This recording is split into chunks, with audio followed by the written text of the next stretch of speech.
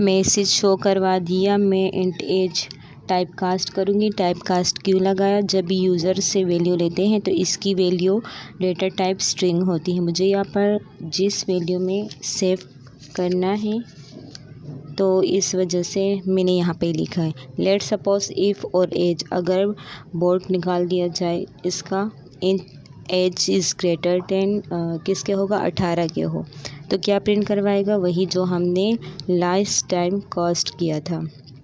अब इस एप्लीकेशन को रन करेंगे काउंट इफ से, तो ये ये मुझसे एज मांगेगा। ये कहेगा कि you can cast your vote. Condition क्या होगी इसकी? ट्रू होगी। तो हमें ये आउटपुट दिखा रहा है। लेकिन अगर मैं इसको लिखूं 10, कोई भी आउटपुट नहीं देगा, आउटपुट नहीं देगा। यानी अब इसके पास इफ़ के साथ एक और चीज़ भी आती है, एल्स के अंदर हम कोई चीज़ नहीं चेक कर सकते। ये कब बताएगा? जब आपकी कंडीशन क्या होगी? फॉल्स होगी। हम इसमें लिख सकते हैं एल्स में ट्राई अगेन। अगर मैं 18 लिखूं तो ये क्या लिखें? हमारे पास you can cast your vote, और दोबारा एप्लीकेशन को हम रन करेंगे और वहाँ 12 लिखेंगे तो क्या लिखेगा? Try again.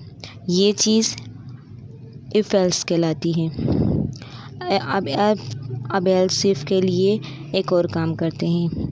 2 वेरिएबल लेंगे यूज़र से और इस वेरिएबल को num1 में स्टोर, यानी num1 में सेव करवा दिया। सेकंड num2 जो है क्या लिखेंगे? एक और चीज़ लिखवा देते हैं। मैं लिखती हूँ inter as operator. For example हम एडिशन, सब्ट्रैक्शन, मल्टीप्लिकेशन और डिवीज़न, इनमें से कोई भी ऑपरेटर हम सेव करवाएंगे। इसको कन्वर्ट करने की ज़रूरत नहीं है। ये स्ट्रिंग भी हो सकता है। स्ट्रिंग अब हम नीचे आएंगे, कंडीशन लगाएंगे। मैं लिखूँगी इफ़, अगर ऑपरेटर किसके बराबर हो? प्लस के बराबर हो, तो मैसेज शो करवा दे वेलकम टू एडिशन सेशन। इसके बाद एक और इंटीजर रिज़ल्ट जो है का नाम वेरिएबल बनाना है। इसके अंदर num1 एंड num2 जो है वो लिखना है। दोनों की वैल्यू को हम प्लस करवाएंगे। यहाँ प्रिंट करवा दिया यूर एडिशन, प्लस करवा दिए किसके साथ? रिज़ल्ट से। अब ये 2 चीज़ें, ये आपने इफ़ का क्लोज दे दिया, मैसेज शो करवा दिया। इसी तरह एक और बताते हैं। इसी तरह हम एल्स इफ प्लस की जगह माइनस लिखेंगे। बाकी सब कुछ ठीक है। इसके अलावा कोई और ऑपरेटर भी देते हैं तो एल्स के अंदर ही लिखेंगे इनवैलिड ऑपरेटर। एल्स के अंदर हम क्या लिखेंगे? Invalid operator.